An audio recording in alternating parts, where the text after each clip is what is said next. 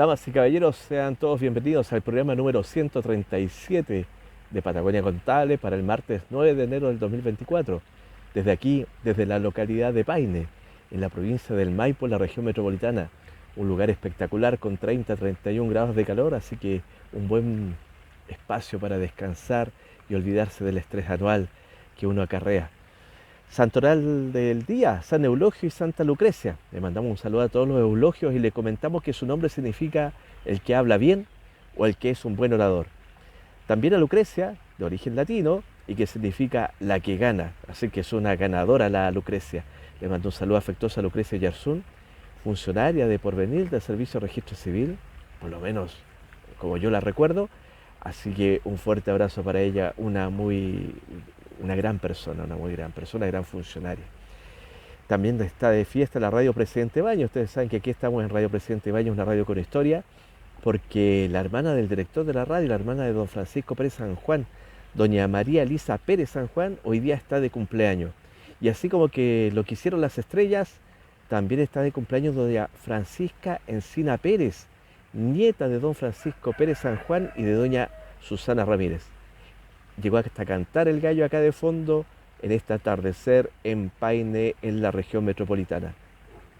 En esta primera parte del programa vamos a recordar, ¿cierto?, de que la semana pasada hablamos de la columna, fue un programa muy escueto, muy resumido, de la columna del Pingüino, que se tituló El País de los Eternos, y en la cual detallamos los eternos problemas que tiene nuestro país, nuestras eternas debilidades y sobre las cuales nunca se le encuentra una solución y siempre se va chuteando la pelota para adelante, como una falta de pantalones, se decía quizás ahí por las autoridades de gobierno de turno, y estoy hablando de todos los gobiernos, en que nunca toman las decisiones, sino que la tienen que postergar para más adelante.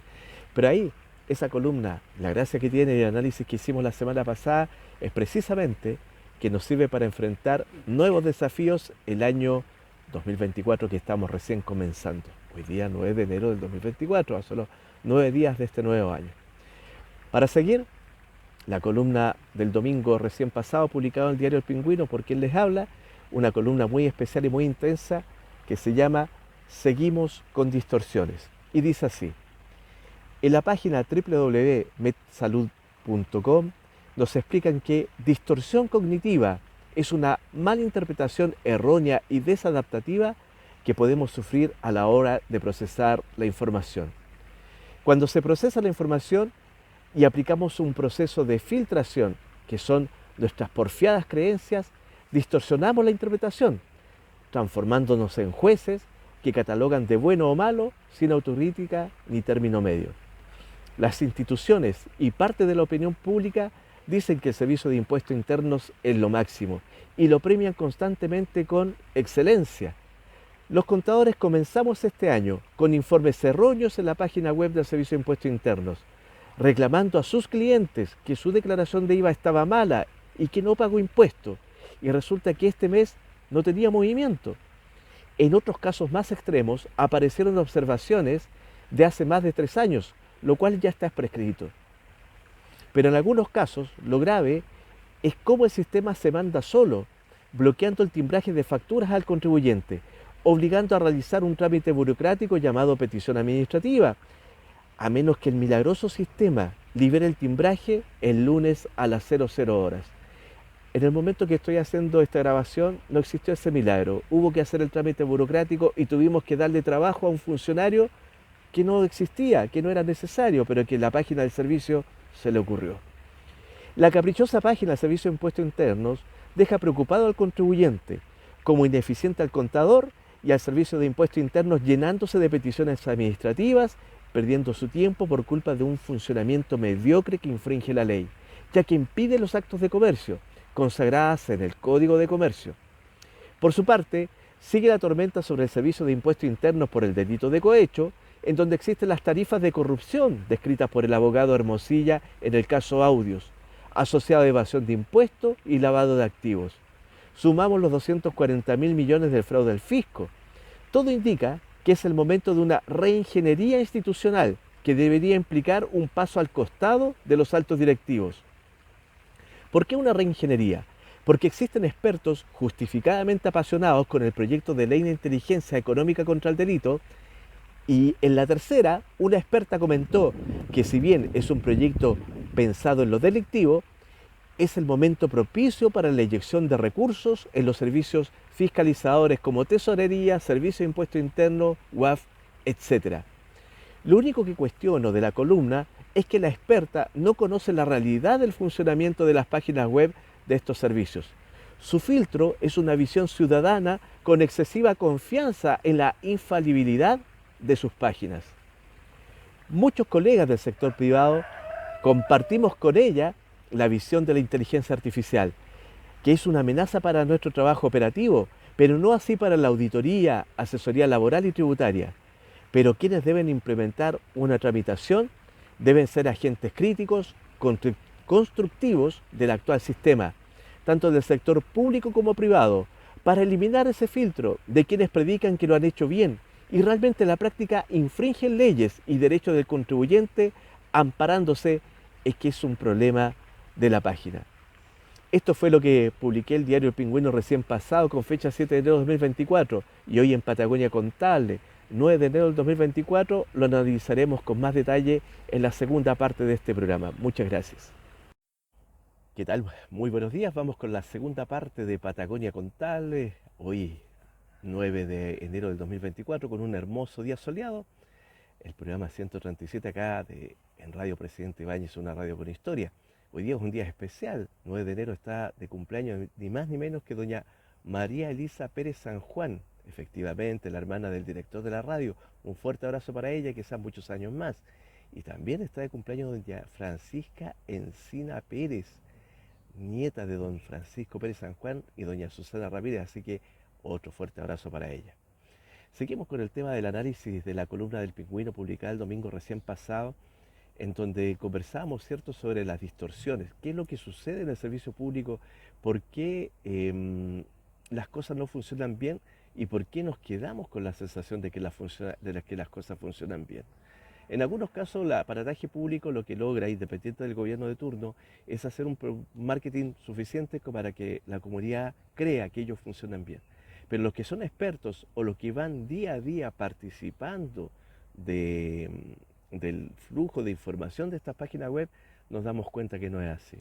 Y ahí es donde se cruza esta revolución tecnológica que es la inteligencia artificial, que hasta el momento nosotros la estamos viendo en la comunidad principalmente por temas lúdicos, por temas de hacer video, que los cantantes salen voz de cantantes con música que no es de ellos, etcétera, o sea, interpretaciones, podríamos decirlo así, tecnológicas, que imitan la voz de un cantante. Pero en la parte seria, en la parte de país, en la parte de Estado, ya llegó el momento de implementar la inteligencia artificial y ya se presentó un proyecto de ley que es la Ley de Inteligencia Económica contra el Delito, en donde la experta que publicó una columna en el matutino La Tercera, ella nos contaba que era el momento propicio, que si bien es cierto esta ley está enfocada en delitos, era el momento propicio para la inyección de recursos en los servicios fiscalizadores como tesorería, impuesto interno, la UAF, entre otros. Y es verdad, es el momento propicio, pero para eso hay que hacer una reingeniería completa, porque las páginas web de esos servicios públicos, siendo que es simplemente programación de la que conocemos ya hace muchos años, me atrevo a decir que desde el año 95, 96 comenzó el tipo de programación que conocemos hoy día con evolución de los lenguajes, no entrega los resultados que se merece. O sea, son 28 años de programación y las páginas web se caen, entregan información no fidedigna, somete a la legislación al capricho de la página web, siendo que la ley está por sobre todo, etcétera. Por lo tanto, ¿qué es lo que uno aconseja? Que llegó el momento de asumir nuevos directivos que se hagan cargo de este desafío, porque los antiguos directivos tienen el sesgo de pensar que siempre lo han hecho bien o han hecho lo que han podido. Y en realidad nosotros necesitamos gente que haga y dé soluciones a los desafíos de hoy y del futuro, pero ya con una autocrítica constructiva, que digan, oye, ustedes hicieron un buen trabajo, esto fue una aposta, terminó, ahora nos toca a nosotros seguir en el próximo peldaño de inteligencia artificial. De esta manera el Servicio de Impuestos Internos podría ahorrarse muchos procesos administrativos que involucran a los pymes y podría enfocarse en fiscalización en las grandes empresas donde están las grandes evasiones. Recordemos que estamos hablando de que hay 240.000 millones de evasión de impuestos, 55 contribuyentes que ya fueron detenidos, que se llamaron empresarios, pero que no son empresarios, son simplemente delincuentes que aprovecharon debilidad del sistema. Y ante lo cual el Servicio de Impuesto Interno puede decir, bueno, pero es que eso no depende de nosotros, sino que depende de la transparencia de las personas. Pero bueno, si usted está para controlar, controle a tiempo. Y deje de controlar tanto a los pequeños, que los asfixia, los ahoga con fiscalización inoficiosa, y concentre la batería donde realmente se están escapando millones de pesos. Y para eso, en esta segunda parte, y bien breve, vamos a repasar noticias que tienen relación justamente con el Servicio de Impuestos Internos. En EMOL fue publicado el día de ayer que el Servicio de Impuestos Internos presentó una querella criminal por un fraude por casi 59.000 millones, dos hermanos y un contador involucrado. Lo que iba quedando las dudas entre tantas noticias y noticias, si estos contadores estaban dentro de los 240.000 o estos son aparte 59.000 millones más. Vamos a tener que averiguarlo. Este delito que usaron estos hermanos, más el contador, que obviamente el que coordinó las operaciones, es delitos de uso y facilitación de facturas falsas, presentación maliciosa de declaraciones de impuestos falsas y aumento malicioso del crédito fiscal del IVA entre las acusaciones. ¿Qué significa esto? Que entre los hermanos crearon ni más ni menos, según lo que dice aquí la noticia, 12 empresas. Y entre las 12 empresas se iban vendiendo IVA, se iban traspasando IVA de un lado a otro. ¿Por qué es falsa la operación? Porque ellos efectivamente nunca prestaron el servicio. Entonces lo único que lo hace es una maquinaria para que la plata no llegue al fisco.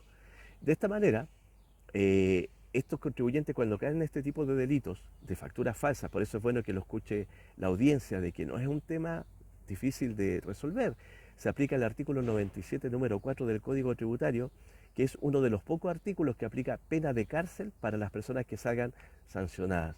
Y estas, a diferencia de otras querellas antiguas que el Servicio de Impuestos Internos redactaba mal, no sabemos si fue con un afán de proteger a alguien o no.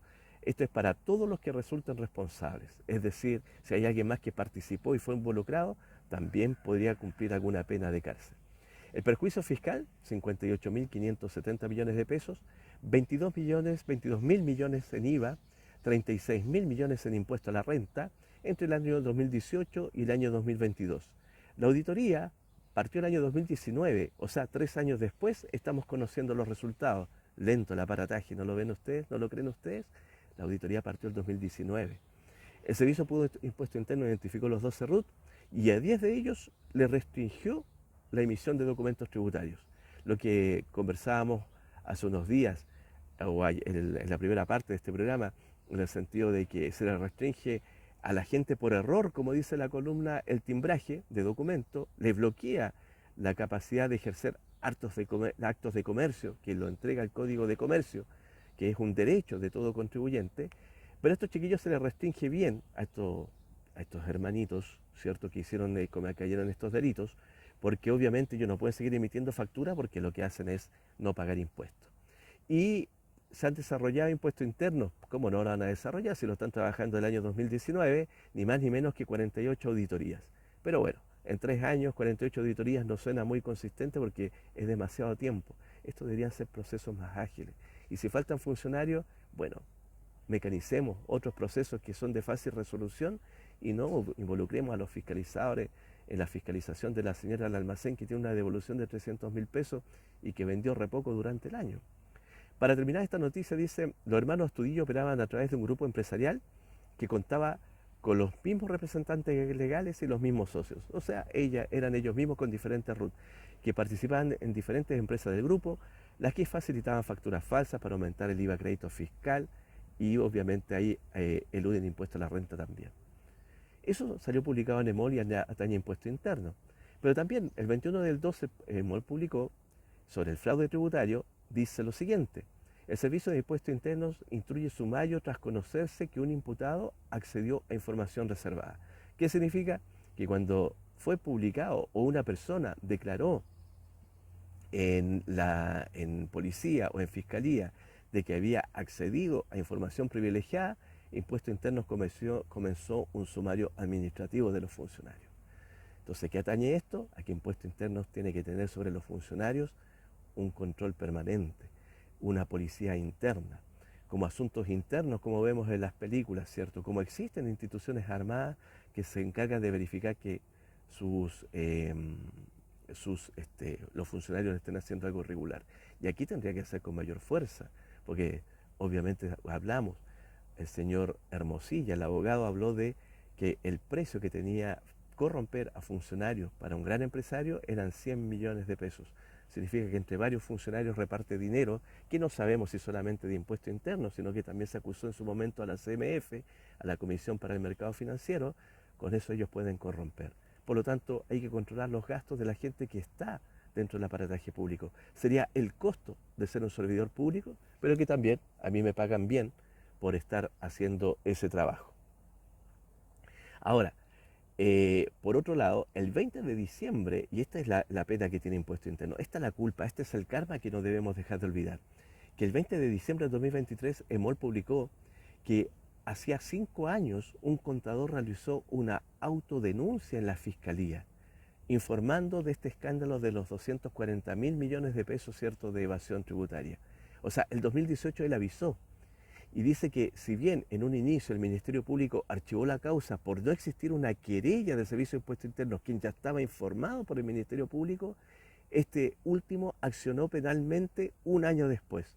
O sea, dejó que siga transcurriendo un año para que estos chiquillos de los 240.000 millones sigan robando recursos.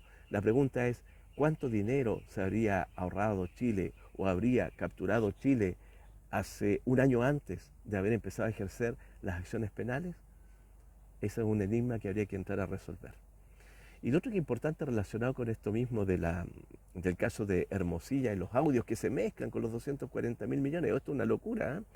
En este caso, el caso de audio, Solange Bertens, que asegura que la Comisión del Mercado Financiero no se ha visto involucrada en un caso de soborno. La presidenta de la Comisión de Mercado Financiero, Solange Bertens, compareció por primera vez en la Comisión Especial Investigadora de la Cámara de Diputados. En la instancia afirmó que no se han registrado nuevas acciones internas en medio de la investigación. Existen investigaciones internas reservadas para Andrés Montes Cruz, que casualmente la Comisión de Mercado Financiero lo renovó, así que yo creo que ahí la directora, ¿cierto?, está metiendo las manos al fuego por este caballero. Debe ser bueno, porque si lo están renovando debe ser bueno, pero aún así él está siendo sumariado e investigado en la Comisión de Mercado Financiero para identificar qué pasa. ¿Y por qué este caballero Andrés Montes es tan importante en esta conversación? Porque él es el jefe, es el fiscal de la unidad de investigación de la Comisión para el Mercado Financiero, lo cual no deja de ser importante su cargo porque hay que controlar. Eso es lo que tiene que ver con los fraudes, eso es lo que tenemos que entrar a analizar qué es lo que está pasando, a no dejar de perder el rastro y seguir viendo cómo avanzan las investigaciones. Vamos a otro tema, para ir cerrando ya el programa, no cerrando tanto porque estamos en lo mejor. Inflación negativa, informa EMOL y todos los medios nacionales, sorprende en diciembre y dato anual, la inflación del año 2023 cierra en 3,9%. La inflación de diciembre, en vez de que los precios suban, algunos precios bajaron. Y eso provocó que esa baja produzca un efecto inflacionario negativo, lo que yo humildemente llamaría deflación, de un menos 0,5%. Los precios de algunas cosas bajaron. Y eso significó que la inflación anual de Chile llegó a un 3,9%. Algunas personas dirán que pues, es una mentira, que los precios siguen subiendo, que el pan no ha bajado, etc. Pero tenemos que pensar de que es bueno, porque significa que los dividendos en unidades que están tarificados en unidades de fomento no van a subir como subieron el año anterior un 12,37%. Vamos llegando a lo normal que tiene Chile, que es siempre bajo un 3%. Los expresidentes del Banco Central destacan el control inflacionario y espera que se acelere el tranco en baja de tasa de interés. Vittorio Corvo y José de Gregorio esperan un agresivo recorte de tasa de interés en la reunión de enero, luego de que el IPC de diciembre sorprendiera con un retroceso del 0,5%. Para quienes han seguido Patagonia Contable y las columnas que tengo el placer de escribir, se darán cuenta que también los expresidentes del Banco Central de repente caen un poco de bipolaridad, porque un día criticaban y otros días están contentos, como que no les convencían en julio, porque en julio era el problema, que yo lo recuerdo clarito, con las pautas del programa y con las columnas que se publican, ¿cierto? Y resulta que hoy día están felices, o sea que el Banco Central lo está haciendo bien. Esperemos que siga bien, porque ojo, que hay una amenaza que levantaron otros expertos que dicen que la crisis de Medio Oriente todavía no detona en el efecto inflacionario por el tema del petróleo, cosa que conversamos y que hablamos de la crisis del petróleo del año 70, también por un conflicto en Medio Oriente, que podrían llegar coletazos de inflación. Esperemos que no sea así y que esto ya quede regulado. Ahora, si usted ha estado atento a las noticias o se empapa en los temas laborales, recordará que hay aumentos de sueldo mínimo graduales hasta llegar a los 500.000 pesos. Al día de hoy el sueldo mínimo está tarificado en 460.000. Y Bio, la radio, nos explica por qué no subirá el sueldo mínimo en enero. Porque en enero supuestamente el sueldo mínimo iba a subir a 470.000 pesos, ¿cierto? Pero siempre y cuando la inflación iba a ser más alta, iba a superar iba a superar el 6%. Pero como el IPC fue negativo, la inflación llegó solamente al 3,9%, por lo tanto, el sueldo mínimo se mantiene en 460.000 hasta el 31 de mayo del 2024. Y el primero de julio, perdón, hasta el 30 de junio del 2024 se mantiene el sueldo de 460.000, hasta el 30 de junio. Y a contar del 1 de julio de este año, ¿cierto? 2024, aumenta el sueldo mínimo a 500.000 pesos. ¿Y qué pasa después con el sueldo mínimo? Durante ese año no pasa más, ningún aumento más que los 500.000 pesos, pero en enero del 2025 aumentaría de acuerdo a la variación del IPC que haya sufrido nuestro país de julio a diciembre.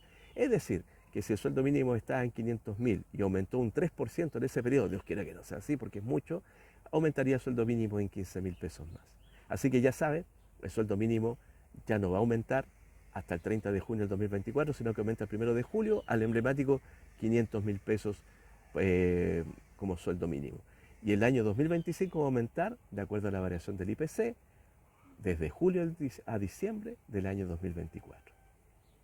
Por último, y como la cereza del pastel, Bio también nos ilustra con el saqueo inaceptable al bolsillo, así colocó este titular. Las ISAPRES aplicarían alzas de hasta 41% y llaman a aclarar la situación. Y la noticia dice en alguna de sus partes así. Así se estimó que la deuda total de la ISAPRES ascendería a 1.184 millones de dólares. ¿Qué pasa? Que estos chiquillos presentaron ante la Cámara de Diputados un estudio, un análisis, en donde ellos muestran cómo tendrían que subir sus precios para poder solventar esta crisis de la deuda que ellos tienen actualmente. Entonces, en algunos casos los planes van a aumentar un 7% y otros van a aumentar un 41%, lo cual es una locura. O sea, si usted paga 100.000 pesos de plan de salud para cubrirse a usted y su grupo familiar, o quizá usted y su cónyuge, ahora ya no pagaría 100.000 pesos, sino que va a pagar 141.000 pesos. ¿Y por qué tanto? ¿Por qué tanto aumenta? Es como cómico decir, ¿y por qué tanto?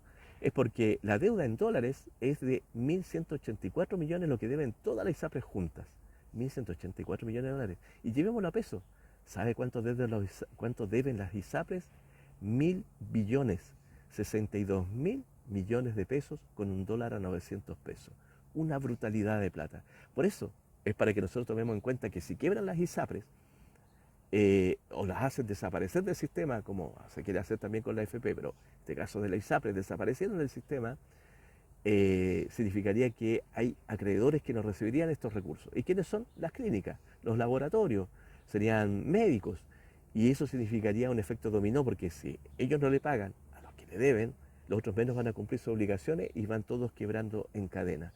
Y queda la grande, por decirlo a la chilena, con las listas de esperas, porque todos nos meteríamos a FONASA y sumaríamos 3,5 millones más de afiliados de ISAPRE a las grandes y largas listas de espera, que lamentablemente ya sabemos que se están mal utilizando las listas de esperas porque hay gente que la está bypaseando, aprovechando que tiene familia en el servicio de salud. Esa es otra noticia que es para analizar. ¿Qué más podríamos decir? Que este país es un país al revés. Tú ves dónde están los problemas. Si a ti, por ejemplo, te dicen tu problema es porque fumas, ¿qué dejas de hacer? Fumar, dejas de fumar. Si te dicen el problema es que estás comiendo mucho azúcar, ¿qué tienes que hacer? Deja de comer azúcar en todas sus formas, etcétera, etcétera. Pero ¿saben qué pasa en Chile? Chile necesita control, ¿cierto? Y en los números, ¿quiénes aplican los controles? Los profesionales, contadores, auditores, que tienen semestres, años de estudio en auditoría financiera, tributaria, etcétera, en todos los aspectos. IFRS, que es los padres de las normas internacionales de contabilidad, le enseñan auditoría para todo, para revisar todo. El auditor es una persona muy seria, el que se dedica a auditoría es una persona muy estricta porque se apega a la norma y cumple o no cumple, y si no cumple, vamos dando explicaciones. Si hubiesen más auditores o los programas hubiesen estado bien aplicados, quizás no hubiésemos tenido evasiones de 240.000 millones de pesos. Quizás las ISAPRES no habrían quedado tan endeudadas con 1.000 billones de pesos. alguien habría puesto el grito antes. ¿Y saben qué es lo anecdótico? Que estoy viendo acá que hay una publicación que me denunciaba un colega del Ministerio de Educación, de la Superintendencia de Educación Superior, que está buscando para la región metropolitana un fiscalizador grado 13 para la división de supervisión, o sea, un fiscalizador de número, para ver si los SLEP están administrando bien la plata o quién se está escapando como pasó en Antofagasta. ¿Y saben lo que es irónico? Que están llamando a profesionales con 8 semestres. ¿Los auditores tienen 8 semestres? Claro que sí. La Universidad Magallanes, la vieja escuela, incluso tenemos un término medio de 9 semestres de auditoría, de contador auditor. Y lo más ilógico que la Superintendencia de Educación Superior, Superintendencia, organismo contralor, está pidiendo ingenieros comerciales o ingenieros industriales. Jóvenes que han tenido una preparación adecuada en lo que es administración de empresa, en control, pero a un nivel macro. Los boinas negras del control, y suena cómico, pero así es, son los contadores auditores. Entonces, ¿por qué el Estado hace este sesgo? ¿Por qué el Servicio Civil, o quien ve la página de empleos públicos, qué es el Servicio Civil, por qué la Contraloría no hace cargo al respecto? Entonces, si ya el contador auditor no sirve, eliminemos la carrera de las universidades, de los institutos. Eliminémoslo, porque si no los vamos a llamar, ya no son necesarios. Pero yo te encargo, ¿quién va a apagar los incendios de los desfalcos en Chile? Realmente es una ironía, es algo extraño. Este país está, como decía la columna, este país está absolutamente distorsionado con las apreciaciones de los títulos. Creen que por tener más títulos va a ser la pega específica. No, señores. El control lo aplican los contadores auditores. Ahora me retiro de esta segunda parte del programa, como pidiéndole a mi amigo Panchito Pérez San Juan un temazo cuando él tenía 21 años y este obrero tenía solamente 8 años. Un temazo que nos sirve a todos, porque muchas veces nosotros tratamos de hacer las cosas bien, aunque no tengamos una gran audiencia o gran cantidad de seguidores, pero por lo menos luchamos para que esto haga eco en las personas que tienen que aplicar la normativa, que pueden modificar las cosas, que pueden hacer algo para que seamos un país mejor. Este temazo es del grupo Dire Street, los sultanes del swing, se dice en español, pero el tema es Sultans of Swing. Un gusto y nos vemos la próxima semana, despidiéndome aquí de la hermosa comuna de Paine, en la provincia del Maipo, en la región metropolitana. Que estén muy bien, muchas gracias.